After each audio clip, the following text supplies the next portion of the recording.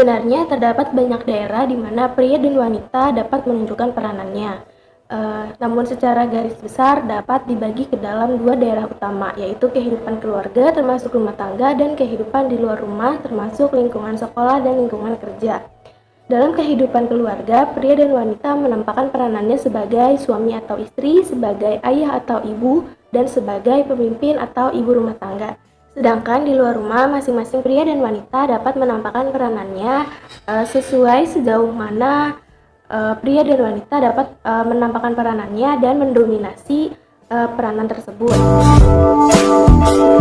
Saya, Silvana Fauzia, akan menjelaskan tentang memahami peranan pria dan wanita dalam masa dewasa awal. Secara umum, pada saat sedang memasuki masa remaja, banyak mereka yang belum memiliki pengetahuan yang memadai untuk memahami peranan mereka masing-masing. Di dalam perkembangan zaman seperti ini, membuat mereka lupa akan perannya masing-masing ketika sudah memasuki masa dewasa awal. Banyak di antara wanita mengharapkan agar suami mereka nantinya dapat menerima paham akan kesamarataan peranan, serta mengizinkan mereka untuk dapat mengembangkan potensinya yang sudah pernah mereka lakukan sebelumnya. Para keluarga muda yang tergolong dalam tingkat pendidikan yang memadai dan tinggal di kota dapat melaksanakan pola pembinaan dan pemantapan ekonomi keluarga mereka, misalnya dengan menerapkan pola bergantian dalam bekerja dan menyelesaikan studinya masing-masing. Sebagai contoh, seperti yang sering dilakukan oleh keluarga muda di negara maju, awalnya memberikan kesempatan kepada suami untuk memperoleh pendidikan tinggi yang terlebih dahulu, sementara sang istri bekerja untuk memperoleh biaya kebutuhan rumah tangganya. Setelah selesai dari studi dan bekerja, kemudian giliran sang istri yang bersekolah lagi untuk kemudian bekerja bersama-sama dan meningkatkan kedudukan ekonomi keluarga mereka. Akan tetapi sangat disayangkan, peranan suami istri yang telah dicontohkan di atas tidak dapat berlaku bagi semua jenis pekerjaan dan semua sosiokultur yang mempunyai nilai-nilai khusus. Pekerjaan yang banyak menuntut kemampuan fisik seperti yang ada di masyarakat desa Indonesia sudah tentu tidak dapat dilakukan oleh wanita.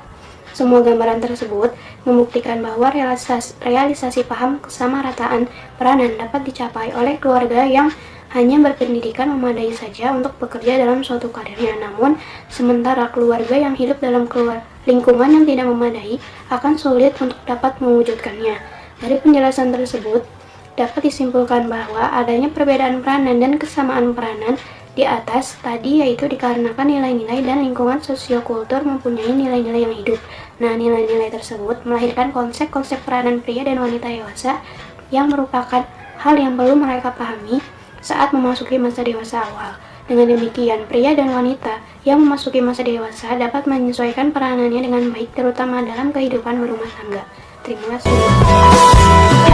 Assalamualaikum warahmatullahi wabarakatuh. Nama saya Mita Dwi Alfiani. Di sini saya akan menjelaskan tentang konsep peranan pria dan wanita. Nah, peran laki-laki dan perempuan ini secara sosial bukan sesuatu yang given dan kodrat sifatnya.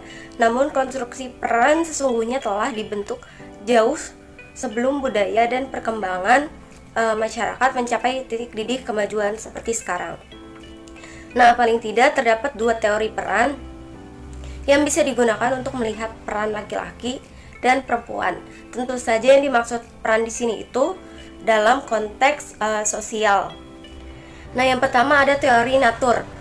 Teori natur ini mengatakan bahwa perbedaan peran gender bersumber dari perbedaan biologis laki-laki dan perempuan. Nah, yang kedua itu ada teori nurtur yang disokong oleh teori konflik dan teori feminisme, mengandaikan bahwa perbedaan peran gender antara laki-laki dan perempuan bukan merupakan konsekuensi dari perbedaan biologis yang kodrat, namun lebih sebagai hasil dari konstruksi manusia yang perkembangannya sangat mempengaruhi oleh kondisi sosial, kultur yang melingkupnya.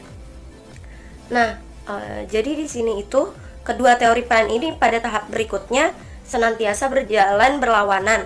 Laki-laki perempuan tidak definisikan secara alamiah, namun kedua jenis kelamin ini dikonstruksikan secara sosial. Berdasarkan teori ini, anggapan bahwa laki-laki yang dikatakan kuat, macho, tegas, rasional, dan seterusnya Sebagai kodrat laki-laki sesungguhnya merupakan rekayasa masyarakat patriarki. Demikian juga sebaliknya, anggapan bahwa perempuan lemah, emosional, dan seterusnya sebagai kodrat perempuan itu juga hanya di skenario oleh kultur patriarki. Terima kasih. Nah, dari dua konsep yang sudah dijelaskan sebelumnya, sebenarnya dapat dilihat bahwa kedua konsep tersebut berada pada dua titik ekstrim, yaitu ekstrem tradisional dan ekstrem mengikuti perkembangan zaman. Dalam konsep ekstrem yang pertama, dia lebih cenderung mengikuti dan memegang teguh nilai-nilai tradisional yang konservatif. Sedangkan konsep ekstrem yang kedua, dia lebih mengikuti perkembangan zaman yang bergerak seirama dengan dinamika modernisasi nilai-nilai. Sebenarnya di antara kedua titik ekstrim ini terdapat satu konsep yang menengahi kedua titik ekstrim ini, yaitu konsep moderat. Jadi konsep moderat ini tidak berada di titik ekstrim tradisional maupun titik ekstrim mengikuti perkembangan. Nah, sekarang individu-individu mana saja yang menganut masing-masing dari ketiga konsep yang sudah disebutkan tadi. Nah, untuk melihat individu-individu mana saja yang menganut ketiga konsep yang sudah disebutkan tadi, sebenarnya dapat dilihat dari beberapa sisi, yaitu yang pertama dari sisi tingkat pendidikan, yang kedua sisi daerah tempat tinggal, dan yang ketiga sisi status sosial dan ekonomi. Jika dilihat dari sisi tingkat pendidikan, individu dewasa awal yang berada pada tingkat pendidikan yang rendah cenderung memilih konsep peranan tradisional. Sedangkan individu dewasa awal yang berada pada tingkat pendidikan menengah dan tinggi cenderung menganut konsep moderat dan mengikuti perkembangan zaman. Jika dilihat dari sisi daerah tempat tinggal, individu dewasa awal yang berada pada masyarakat pedesaan cenderung menganut konsep tradisional dan moderat. Sedangkan individu dewasa awal yang berada pada masyarakat urban atau perkotaan cenderung menganut konsep moderat dibandingkan kedua konsep yang lainnya. Yang terakhir, jika dilihat dari sisi sosial dan ekonomi, individu dewasa awal yang berada pada tingkat ekonomi rendah cenderung menganut konsep tradisional. Sedangkan individu dewasa awal yang berada pada tingkat ekonomi menengah dan tinggi cenderung memilih konsep mengikuti perkembangan zaman dan moderat. Masalah-masalah yang sering timbul sehubungan dengan konsep-konsep peranan pria atau wanita berhubungan dengan konflik individu. Misalnya seorang pria menganut konsep peranan tradisional sementara lingkungannya, mengharapkan agar ia menganut konsep moderat.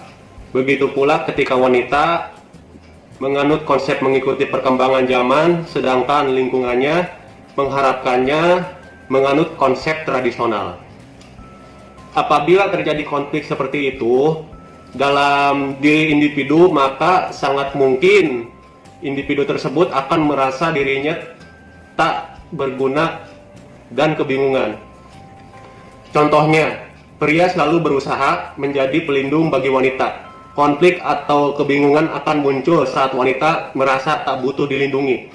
Contoh lainnya bagi wanita, permasalahan yang terjadi biasanya adalah konflik antara harapan dan pengakuan.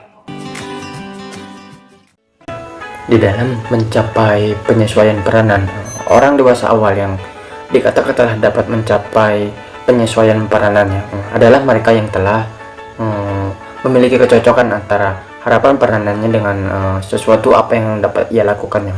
Kita beri saja contoh tentang seseorang yang menginginkan di profesi A, namun seseorang tersebut malah bekerja sebagai profesi B. Dalam artian seorang tersebut merasakan tidak ada penyesuaian peranan yang ia jalankan atau lakukan. Di dalam kecocokan peranan tersebut sebetulnya dibagi menjadi tiga.